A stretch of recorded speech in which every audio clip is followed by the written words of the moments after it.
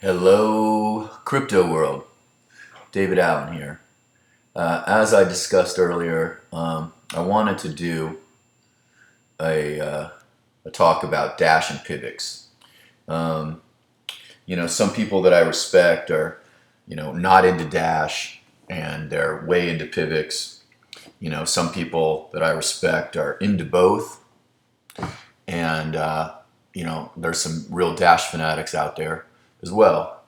Me, I'm agnostic. I just want to make money.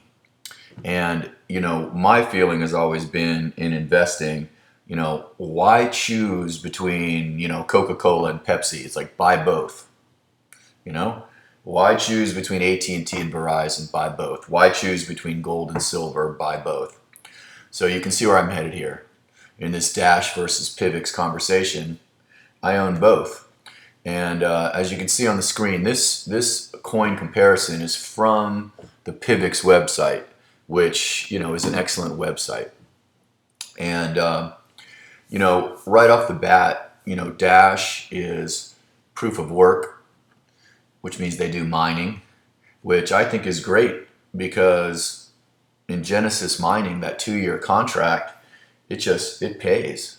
I mean, that's why everybody's pumping into it, money into it. I mean, you can see the returns. I mean, I've already looking in mine and every day, because my wife and I have like about 3,000 mega hash. We're getting like a Dash a day, and that's strong compared to you know even Litecoin where you get 20 cents a day or on certain investments, and people are getting pennies a day.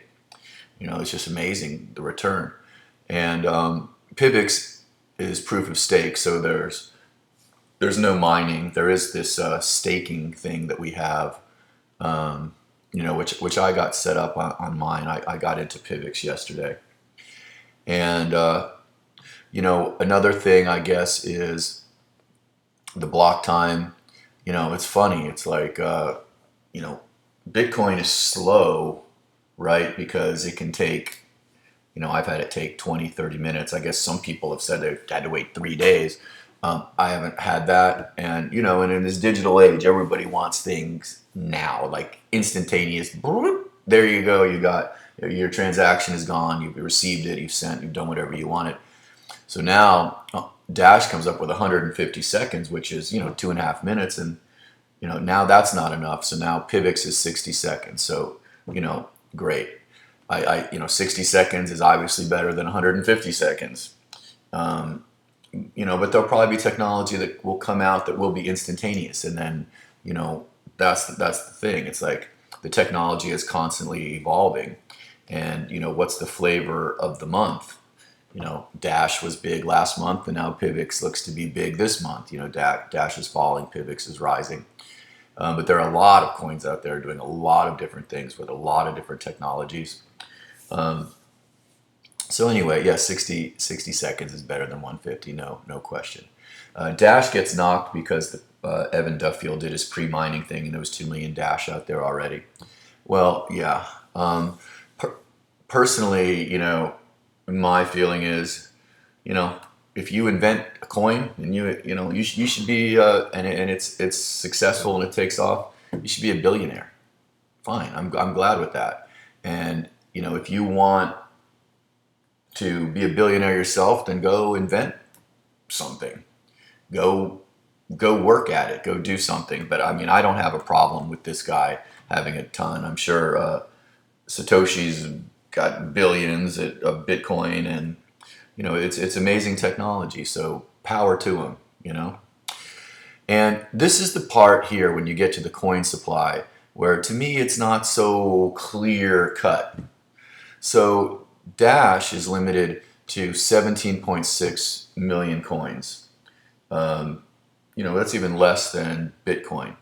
Whereas PIVX has no max. They can increase their amount of coins by 2.6 million a year. And that is, to me, that's important. I mean, supply and demand. If the supply keeps increasing, it's going to be hard. So let me look at this real quick. there's 2,600,000, and you divided it by 12 months. It's there's 216,666 new coins coming on every month, and that's a lot. You want to divide it by 30 days in a month, and you've got 7,222 coins coming on per day. So that's quite a bit. I think that really needs to be taken into consideration here. Right now, already, you can see PIVX with, where is it, 52 heading to 53 million coins, while Dash only has 7 million. And let's go back, like I said, to supply and demand. The more supply that comes on the market, the harder it is for that price to rise. The other thing I wanted to talk about is, Dash has this evolution coming, and supposedly they're really making inroads into making it a usable currency. There's a Dash credit card coming out. There's a lot of hope baked into the Dash price, granted, but it seems like they are working at it and they have it together. Some of that may be this power of advertising. I mean, they've been pretty smart with their advertising, using the hot chick and all. But now PIVX, I set up my wallet and it's staking. There's my green arrow, it's staking. And I'm not very technologically advanced, but it was the hardest wallet I've ever set up. And I did have to go to their support group, Slack, and ask questions, and I had to configure things I'd never done before. Now, they give very good instructions, but it is not the easiest thing to use. And, when you talk about Dash, I mean, I have it on KeepKey. That's where I stash it. I've got it on my Jax wallet. I've got it on my Exodus. I got it on my Exodus mining wallet. It's just really accessible and easy to use. PIVX, not so much. And I mean, it seems like the wallet they have, I've got people that I could see there where they were having trouble with their masternode. They were having trouble when they turn it off and they turn it back on. It took me forever to sync my wallet. I'm not complaining. I'm happy to own PIVX, and I'm happy to be staking. I think that's cool. If I get a big hit in my business, I was thinking about maybe even, trying to own a masternode. I missed the boat kind of on Dash. I'm stashing my Dash, but to get to 1,000, that ain't easy. Not at this price. And so, is one better than the other? Who's to know? What's better, Coca-Cola or Pepsi? I say own them both. Own them both. And mine that Dash. And whatever you do, stash them both away. Buy and hold. There's so much money coming into the cryptocurrency market, new money.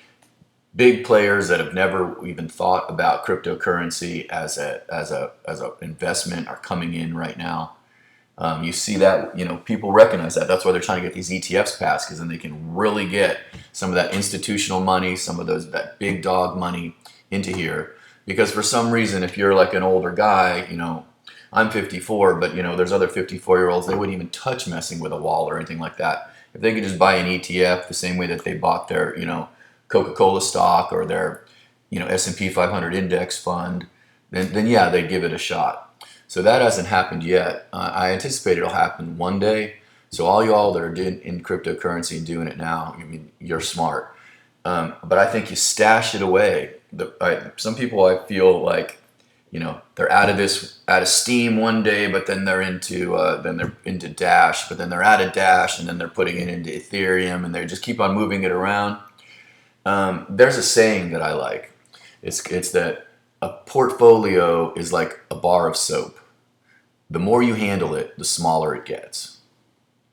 And that's why I really believe take your money, invest it, sock it away. You want to have fun with it, do the cloud mining, get into Genesis mining, mine the Dash, you know, invest your time, try to get referrals, etc.